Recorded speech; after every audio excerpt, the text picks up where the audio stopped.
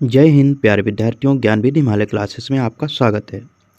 आज की क्लास में हम लोग संविधान से संबंधित 70 क्वेश्चनों को पढ़ेंगे और ये सभी क्वेश्चन बहुत ही महत्वपूर्ण हैं। और ये जो आपकी परीक्षा होने वाली है, राष्ट्रीय आय आधारित छात्रवृत्ति परीक्षा, उसमें संविधान के क्वेश्चन 13 क्वेश्चन पूछे जाते हैं। तो आप लोगों को जो भी क्लास हम करा रहे हैं, इसमें 70 क्वेश्चन आप लोगों को कराएंगे। 70 क्वेश्चन में 13 क्वेश्चन आने की पूरी उम्मीद है। तो आप लोग अब रिवीजन करने के ही समय है, क्योंकि पेपर आप लोगों का 9 नवंबर को आयोजित होगा। तो आप लोगों को क्या करना है कि जितनी भी क्लासें हैं, बस उन्हें जल्दी तरीके से रिवीजन करना है। तो रिवीजन करते रहिए। और अब इतना समय नहीं है कि आप नई नई चीज़ों को पढ़ें। जो चीज़ें आप पढ़ रहे हैं या जो पढ़ चुके हैं, तो उन्हीं को आप लोगों को क्या करना है, रिवीजन करना है। और जो भी प्रश्न बता रहे हैं उनको, जो आपको याद ना हो तो उन्हें नोट भी कर लिया करो।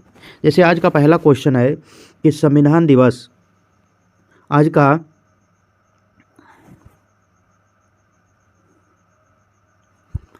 का पहला प्रश्न है कि संविधान सभा की प्रथम बैठक कब हुई थी। तो संविधान सभा की प्रथम बैठक 9 दिसंबर 1946 को हुई थी। कब हुई थी? 9 दिसंबर 1946 को संविधान सभा की पहली बैठक हुई थी। संविधान सभा का गठन किस मिशन द्वारा हुआ था, अगर पूछा जाए तो संविधान सभा का जो मिशन पूछा जाए गठन का, तो कौन सा था? कैबिनेट मिशन था। कैबिनेट मिशन में 3 सदस्य थे। कौन कौन से? Lord Pethick Lawrence, Stafford Cripps और A V Alexander. Lord Pethick Lawrence क्या थे? कैप्टन मिशन के अध्यक्ष थे। तो ये सभी बातें आप लोगों को भी, और भी बातें आप लोगों को याद रखनी है, क्योंकि परीक्षा में क्या पूछा जा सकता है, इसका हम लोग अनुमान लगाते हैं। ये कह सकते हैं ये प्रश्न पूछा जाएगा। तो सभी प्रश्नों को आप लोग, जिम्मेदारी होती है कि याद करना।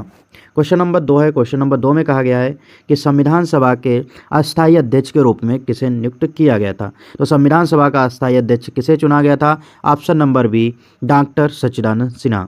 डॉक्टर सच्चिदानंद सिन्हा को सबसे अधिक उम्र होने के कारण इन्हें प्रथम बैठक 9 दिसंबर 1946 को संविधान सभा का अस्थायी अध्यक्ष के रूप में इन्हें चुना गया था। अगला क्वेश्चन आता है, क्वेश्चन नंबर 3 है। क्वेश्चन नंबर 3 में पूछा गया है कि राष्ट्रीय विकास परिषद की स्थापना कब की गई थी।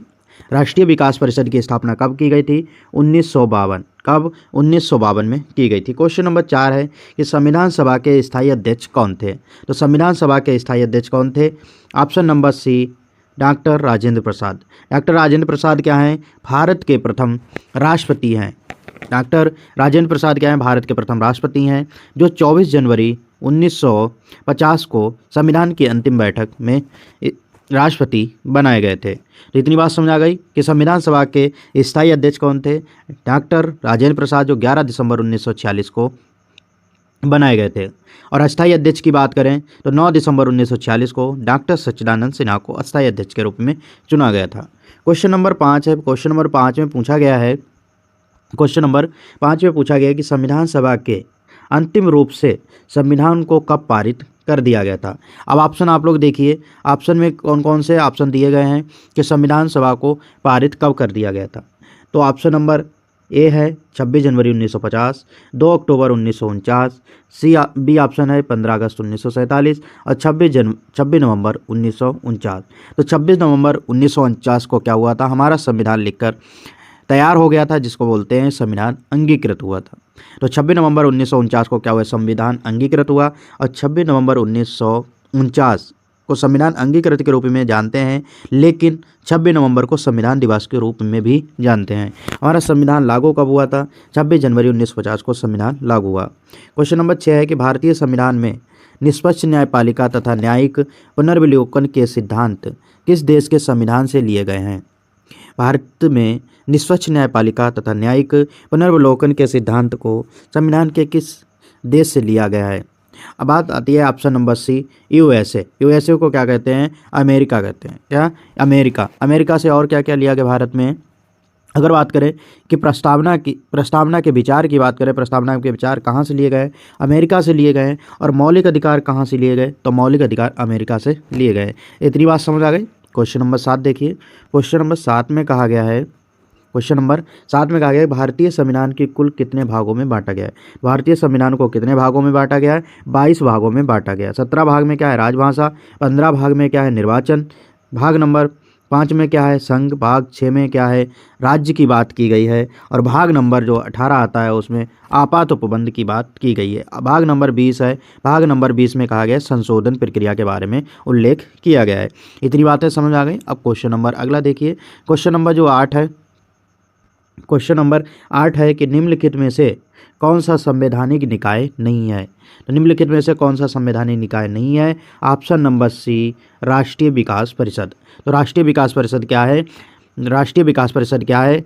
संवैधानिक निकाय नहीं है। योजना आयोग को वर्तमान में किस नाम से जानते हैं? तो योजना आयोग को नीति आयोग के नाम से भी जानते हैं। पिछली क्लास में आप लोगों को बताया था कि नीति आयोग के अध्यक्ष कौन होते हैं। तो नीति आयोग के अध्यक्ष कौन होते हैं? प्रधानमंत्री। तो नीति आयोग के जो अध्यक्ष होते हैं वो कौन होते हैं? प्रधानमंत्री। तो वर्तमान नीति आयोग के अध्यक्ष कौन है? तो आप लोग कमेंट करके बताना है। प्रधानमंत्री क्या होते हैं? नीति आयोग के अध्यक्ष होते हैं या योजना आयोग के अध्यक्ष होते हैं। क्वेश्चन नंबर आपका है 9। क्वेश्चन नंबर 9 में कहा गया है कि भारत के नियंत्रक एवं महालेखा परीक्षक, भारत के नियंत्रक एवं महालेखा परीक्षक की नियुक्ति किस अनुच्छेद में है? तो किस अनुच्छेद में है? ऑप्शन नंबर बी 148 में कहा गया है कि भारत के नियंत्रक एवं महालेखा परीक्षक की नियुक्ति की बात अनुच्छेद 148 कह रहा है। अब बात आती है महान्यायवादी। महान्यायवादी का उल्लेख किसमें है? तो अनुच्छेद नंबर 36 है, जिसमें महान्यायवादी की बात की गई है। क्वेश्चन इस प्रकार भी बन जाता है, कि राज्य का विधिक अधिकारी कौन होता है? राज्य का विधिक अधिकारी कौन होता है? तो इस प्रश्न का सही आंसर है नियंत्रक एवं महालेखा परीक्षक। लेकिन अगर बात की जाए भारत सरकार का विधिक अधिकारी कौन होता है, तो आर्टिकल जो 76 में महान्यायवादी की बात की गई, भाई भारत सरकार के विधिक अधिकारी होते हैं। Question number 10। क्वेश्चन नंबर 10 में कहा गया भारतीय संविधान के किस भाग को संविधान की आत्मा से संज्ञा दी गई है? तो किसे प्रस्तावना को कहा जाता है? किसे कहा जाता है? प्रस्तावना को। अगर संवैधानिक उपचारों के अधिकार को संविधान की आत्मा जब कहा जाता है जब डॉक्टर बी.आर. अम्बेडकर के अनुसार पूछा जाए।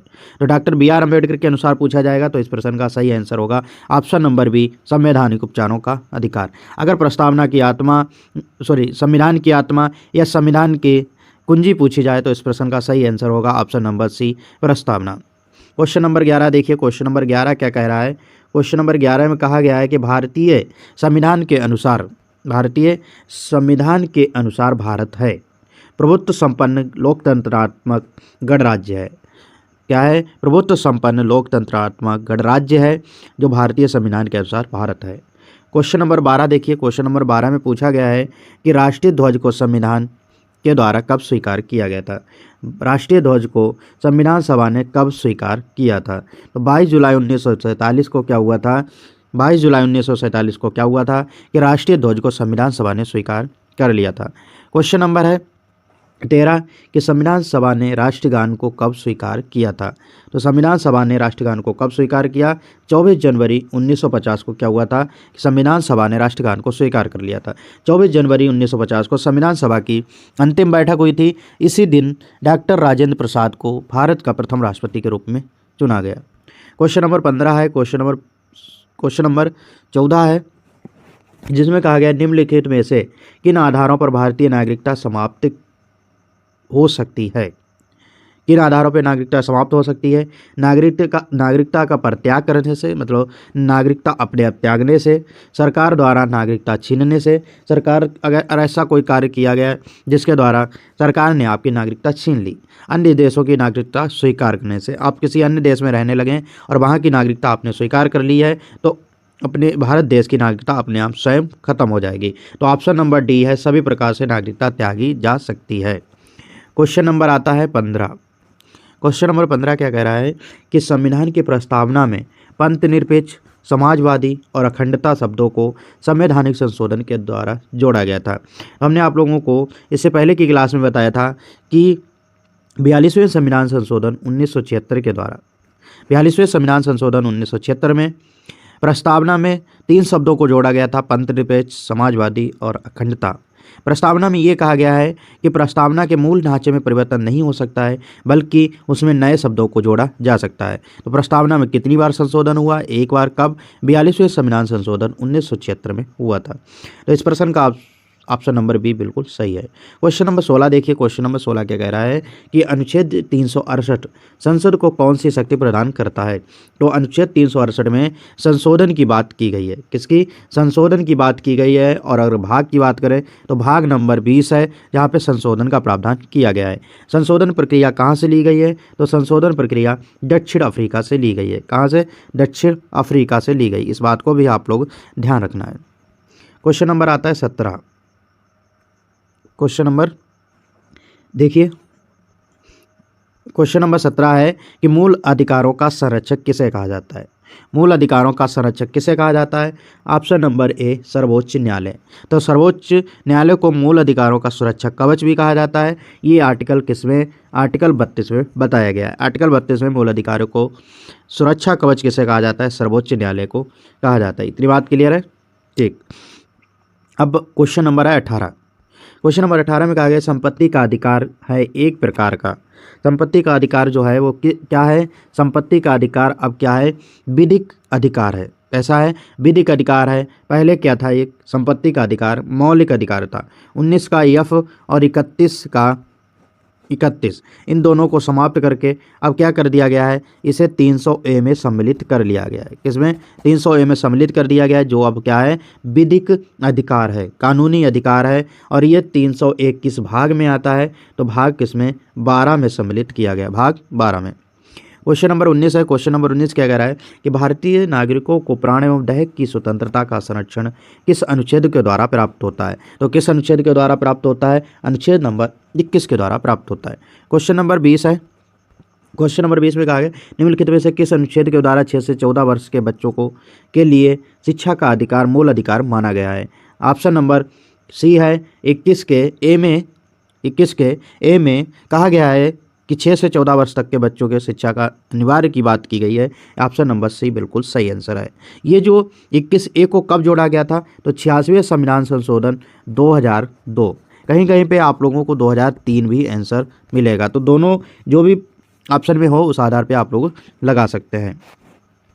अगला क्वेश्चन देखिए, क्वेश्चन नंबर 21 है लोक कल्याणकारी राज्य की अवधारणा किसमें निहित होती है।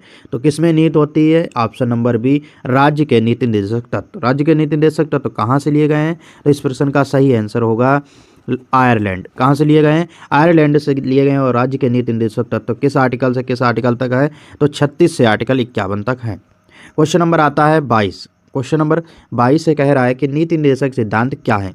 नीति निर्देशक सिद्धांत क्या है? तो नीति निर्देशक सिद्धांत क्या है? वाद योग्य नहीं है। क्या है? वाद योग्य नहीं है। क्वेश्चन नंबर 23 है कि संविधान का अनुच्छेद 40 राज्य को निर्देश देता है। तो क्वेश्चन 23 है जो संविधान का अनुच्छेद 40 किसको निर्देश देता है? तो ऑप्शन नंबर सी ग्राम पंचायतों का संगठन। क्या? ग्राम पंचायतों का संगठन की बात करता है। और समान सिविल सेवा की बात कौन करता है? तो अनुच्छेद नंबर 44 है। क्वेश्चन नंबर देखिए, क्वेश्चन नंबर 24 है। क्वेश्चन नंबर 24 में पूछा गया है मूल संविधान में नहीं है था।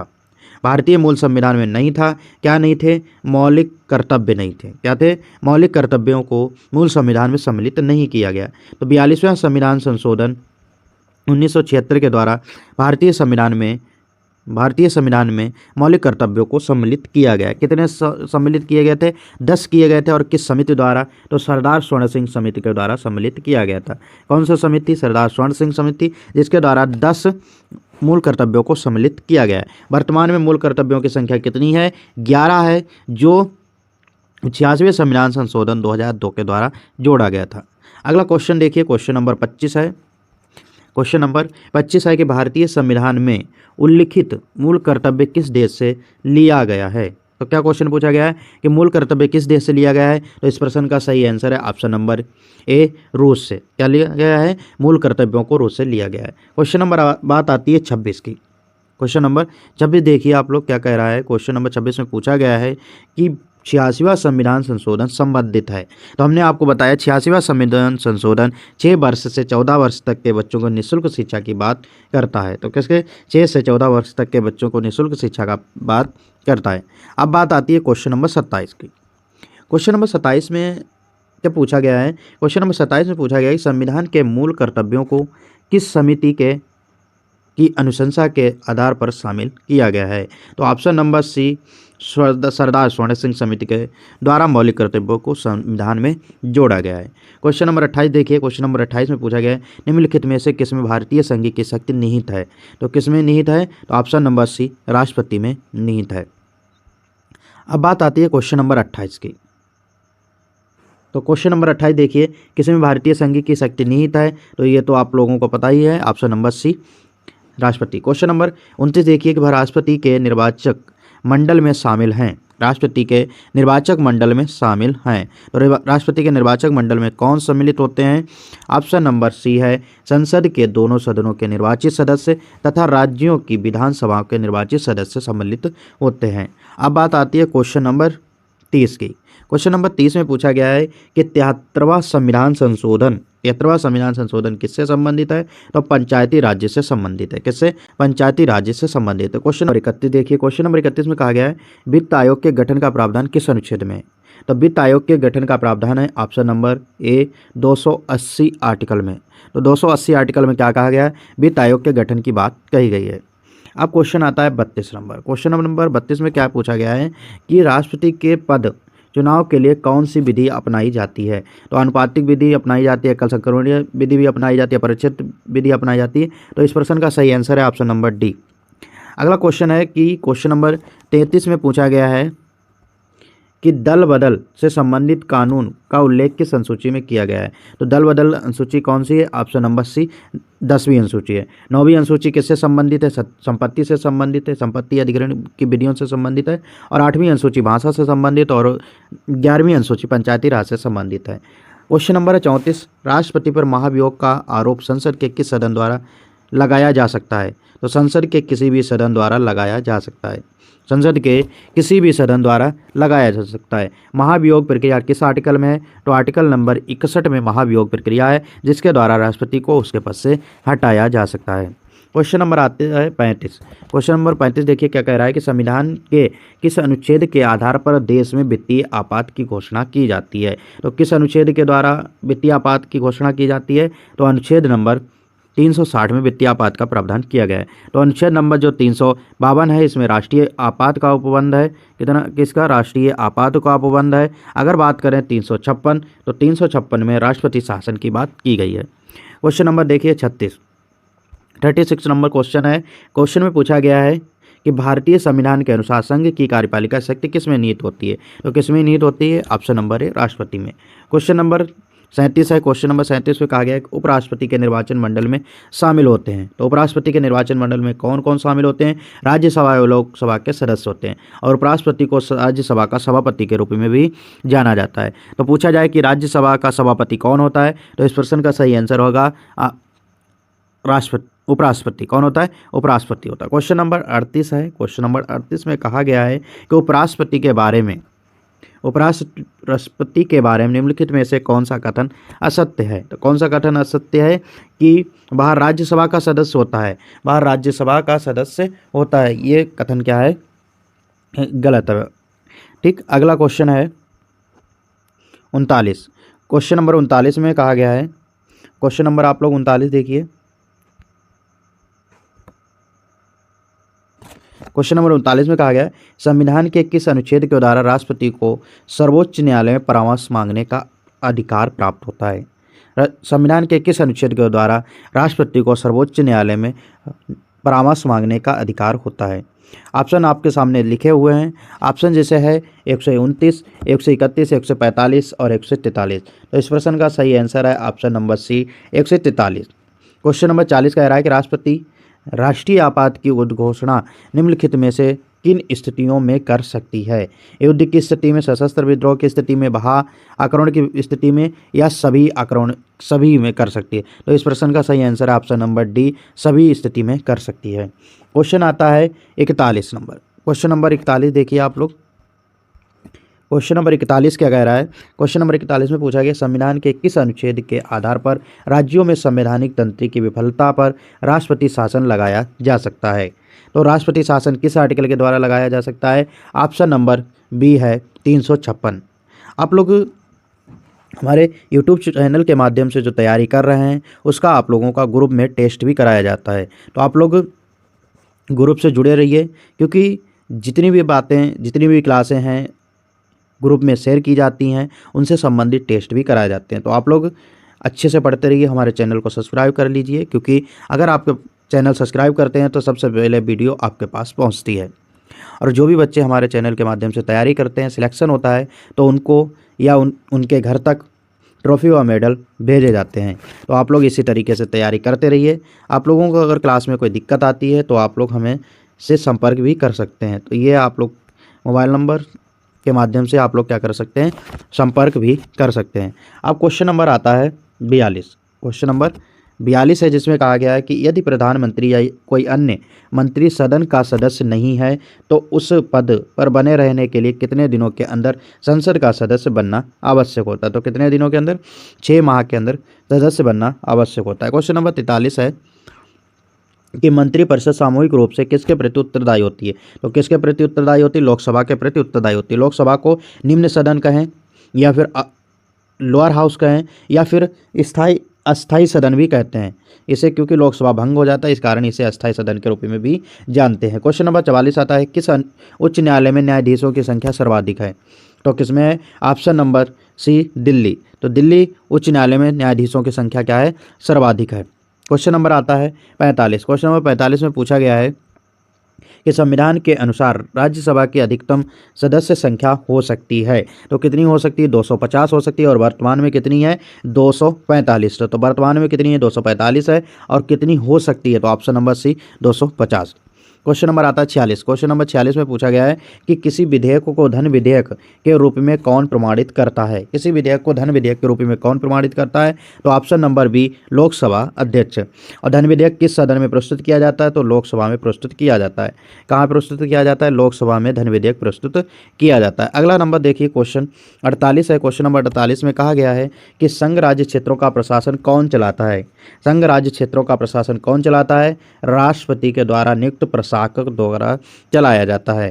क्वेश्चन नंबर 49 देखिए। क्वेश्चन नंबर 49 में पूछा गया है कि संसद की संयुक्त बैठक की अध्यक्षता कौन करता है। संयुक्त बैठक की अध्यक्षता कौन करता है, लोकसभा अध्यक्ष करते हैं, लेकिन संयुक्त बैठक बुलाने की पावर किसके पास होती है, राष्ट्रपति संयुक्त बैठक बुलाने का कार्य करते हैं। और किस अनुच्छेद के तहत, अनुच्छेद नंबर 108 में संयुक्त बैठक बुलाने की परमिशन होती है। अब बात आती है, क्वेश्चन देखिए, क्वेश्चन नंबर 50 है। क्वेश्चन नंबर 50 में कहा गया है कि वर्तमान में भारत में उच्च न्यायालयों की संख्या कितनी है। तो वर्तमान में उच्च न्यायालयों की संख्या कितनी है, 25 है। क्वेश्चन नंबर है 51। स्वतंत्र भारत के पहले भारतीय गवर्नर जनरल कौन थे। स्वतंत्र भारत के प्रथम भारतीय गवर्नर जनरल कौन थे, तो चक्रवर्ती राजगोपालाचारी। अगर क्वेश्चन पूछा जाए स्वतंत्र भारत के पहले भारतीय, नहीं, क्वेश्चन पूछा जाए स्वतंत्र भारत के पहले गवर्नर जनरल, तो इस प्रश्न का सही आंसर होगा माउंटबेटन। अगर भारतीय की बात करें तो इसका सही आंसर होगा चक्रवर्ती राजगोपालाचारी। क्वेश्चन नंबर आता है 52। क्वेश्चन नंबर 52 में क्या कहा गया है, क्वेश्चन नंबर 52 में कहा, भारत का नियंत्रक एवं महालेखा परीक्षक किसके द्वारा नियुक्त किया जाता है। तो किसके द्वारा नियुक्त किया जाता है, राष्ट्रपति के द्वारा नियुक्त किए जाते हैं। किसके द्वारा, राष्ट्रपति के द्वारा नियुक्त किए जाते हैं। क्वेश्चन नंबर देखिए आप लोग 53। क्वेश्चन नंबर 53 में कहा गया है कि निम्नलिखित में से किस पद की व्यवस्था संविधान में नहीं है। तो प्रधानमंत्री के पद की व्यवस्था संविधान में नहीं है। क्वेश्चन नंबर 54 है। क्वेश्चन नंबर 54 को पढ़िए आप लोग, क्या कह रहा है। क्वेश्चन नंबर 54 में कहा गया है कि राज्यसभा के बारे में निम्नलिखित में से कौन सा कथन असत्य है। तो कौन सा कथन असत्य है, इसकी सदस्यता के लिए 25 वर्ष इससे अधिक आयु होना आवश्यक है। तो क्या कह रहा है कि राज्यसभा में 25 वर्ष नहीं बल्कि राज्यसभा के लिए 30 वर्ष की उम्र होनी चाहिए। कितनी, 30 वर्ष की उम्र होनी चाहिए, इसी कारण ये क्या है, असत्य है। क्वेश्चन नंबर देखिए 55 है। क्वेश्चन नंबर 55 में कहा गया है कि निम्नलिखित में से किन संघ राज्य क्षेत्रों में विधानसभाएं हैं जिनके सदस्य राष्ट्रपति के चुनाव में भाग लेते हैं। तो किसके, ऑप्शन नंबर बी पुदुचेरी और दिल्ली। पुदुचेरी और दिल्ली। अगर पूछा जाए राज्यसभा में राष्ट्रपति कितने सदस्य मनोनीत करते हैं, तो राज्यसभा में 12 सदस्य मनोनीत करते हैं। और लोकसभा में कितने सदस्य मनोनीत करते हैं, तो लोकसभा में 2 सदस्य राष्ट्रपति मनोनीत करते हैं। क्वेश्चन नंबर देखिए, क्वेश्चन नंबर 56 है। 56 नंबर क्वेश्चन है कि राष्ट्रपति द्वारा लोकसभा तथा राज्यसभा में मनोनीत किए जाने वालों की सदस्य संख्या कितनी है, 2 या 12। जैसे अगर बात की जाए, अब यहाँ पे समझ सकते हो लोकसभा में कितने 2 किए जाते हैं और राज्यसभा में 12। तो पहले कौन सा है, लोकसभा है, तो लोकसभा में 2 और राज्यसभा में कितने हैं, 12। तो यहाँ पे देखो पहले 12 लिखे थे क्योंकि यहाँ पे राज्यसभा बाद में, इसीलिए ये गलत होगा, ये जो वाला सही है। अब क्वेश्चन नंबर 57 है। क्वेश्चन नंबर 57 में कहा गया है कि लोकसभा एवं राज्यसभा के 2 अधिवेशनों के बीच का समय अंतराल कितना होना चाहिए, कितने अंतराल होना चाहिए, 6 माह का अंतराल होना चाहिए। क्वेश्चन नंबर 58 है कि वित्त विधेयक सबसे पहले किस सदन में पेश किया जाता है। अभी आप लोगों को हमने बताया है कि लोकसभा में पेश किया जाता है। किस में पेश किया जाता है, लोकसभा में। और धनी विधेयक है या नहीं, इसका निर्णय कौन करता है, तो करते हैं लोकसभा अध्यक्ष। क्वेश्चन नंबर 59 है। क्वेश्चन नंबर 59 में कहा गया है कि लोकसभा अध्यक्ष का चुनाव किसके द्वारा किया जाता है। तो लोकसभा के सदस्य का चुनाव किसके द्वारा किया जाता है, लोकसभा के सदस्यों द्वारा। किसके, लोकसभा के सदस्यों द्वारा। बात आती है 60 नंबर की। 60 नंबर क्या कह रहा है कि 60 नंबर कहा गया है प्रश्न में कि राज्य की कार्यपालिका का प्रमुख कौन होता है। तो राज्य कार्यपालिका का प्रमुख कौन होता है, तो राज्यपाल होते हैं। कौन होते हैं, राज्यपाल होते हैं। और भारत की बात करें, देश की कार्यपालिका का प्रधान कौन होता है, तो इस प्रश्न का सही आंसर होगा राष्ट्रपति। और राज्य की कार्यपालिका की बात करें तो कौन होगा, राज्यपाल। क्वेश्चन नंबर 61 है। क्वेश्चन नंबर 61 में कहा गया है कि राज्यपाल का कार्यकाल कितनी अवधि का होता है। तो राज्यपाल का कार्यकाल होता है ऑप्शन नंबर सी, राष्ट्रपति के प्रसाद पर्यटन तक। राज्यपाल का कार्यकाल कितनी अवधि का होता है, तो राष्ट्रपति के प्रसाद पर्यटन तक ही रहते हैं। और राष्ट्रपति का कार्यकाल कितना होता है, 5 वर्ष तक होता है। क्वेश्चन नंबर आता है 62। क्वेश्चन नंबर 62 में क्या पूछ रहा है कि संविधान के अनुसार विधानसभा के सदस्यों की अधिकतम संख्या कितनी हो सकती है। संविधान के अनुसार विधानसभा के सदस्यों की संख्या अधिकतम कितनी हो सकती है, तो 500 हो सकती है। कितनी, 500। क्वेश्चन नंबर आता है 63। वर्तमान भारत में कुल कितने राज्यों में विधान परिषद की विद्यमान हैं। तो कितने राज्यों में विद्यमान है, तो 6 राज्यों में विद्यमान। अगली बात देखिए क्वेश्चन नंबर 64। क्वेश्चन नंबर 64 में कहा गया विधान परिषद के बारे में निम्नलिखित में से कौन सा कथन असत्य है। कौन सा कथन असत्य है, इसके सदस्यों का कार्यकाल 5 वर्ष होता है। ये बिल्कुल गलत है क्योंकि विधान परिषद के सदस्यों का कार्यकाल 30 वर्ष होता है। 5 वर्ष विधानसभा के सदस्यों का कार्यकाल होता है। क्वेश्चन नंबर 65 है, जिसमें कहा गया है कि राज्य का मंत्रिमंडल सामूहिक रूप से किसके प्रति उत्तरदायी होता है। राज्य का मंत्रिमंडल किसके प्रति उत्तरदायी होता है, तो विधानसभा के प्रति उत्तरदायी होते हैं। क्वेश्चन नंबर 66 है, विधानसभा के वर्ष में कम से कम कितने अधिवेशन होने चाहिए। तो 2 अधिवेशन होने चाहिए, दोनों में 6 माह का अंतर होना चाहिए। क्वेश्चन नंबर 67 है, लोकसभा का अध्यक्ष अपना त्यागपत्र किसको देता है। तो लोकसभा के उपाध्यक्ष को अपना त्यागपत्र देता है। क्वेश्चन नंबर 68 है, सर्वोच्च न्यायालय के प्रथम मुख्य न्यायाधीश कौन थे। तो हीरालाल जी कानिया क्या थे, सर्वोच्च न्यायालय के प्रथम मुख्य न्यायाधीश थे। सर्वोच्च न्यायालय पहले कहाँ था, कोलकाता में। कहाँ, कोलकाता में। और वर्तमान में कहाँ है, दिल्ली में है। और ये कोलकाता में सर्वोच्च न्यायालय की स्थापना किस अधिवेशन के द्वारा की गई थी। तो कौन से एक्ट द्वारा, तो रेगुलेटिंग एक्ट 1773 के द्वारा सुप्रीम कोर्ट की स्थापना कलकत्ता में की गई थी। बात आती है कि कब की गई थी, तो 1774 में। और रेगुलेटिंग एक्ट 1773 था, जिसके द्वारा कलकत्ता में सुप्रीम कोर्ट की स्थापना की गई थी। अब बात आती है क्वेश्चन नंबर 69 की। क्वेश्चन नंबर 69 में कह रहा है कि भारत के सर्वोच्च न्यायालय में न्यायाधीशों की कुल संख्या कितनी है। तो वर्तमान में जो भारत का सर्वोच्च न्यायालय है उसमें न्यायाधीशों की संख्या कितनी है। Option number A 34, option number C 31, option number B 25, option number D 27। तो इस प्रश्न का सभी प्यारे विद्यार्थी कमेंट करें कि बताइए कि इस प्रश्न का सही आंसर क्या है। आप लोग कमेंट करेंगे तो आप लोगों का हम नाम अगली वीडियो में लेंगे। तो सभी विद्यार्थी अपना अपना नाम लिखकर इस वीडियो का जो आंसर है उसको शेयर करें और कमेंट करें। और जो भी विद्यार्थी हैं, जो भी आपके साथ के दोस्त हैं, तो उनको भी इस वीडियो को शेयर करिए, जिससे अच्छे से वो भी पढ़ाई कर सकें। तो उम्मीद करते हैं कि आज की क्लास आप लोगों को अच्छी लगी होगी। इसी तरीके से हमारे से जुड़े रहिए और हमारे चैनल के माध्यम से फ्री में एजुकेशन प्राप्त करते रहिए। आज की वीडियो में इतना ही। धन्यवाद।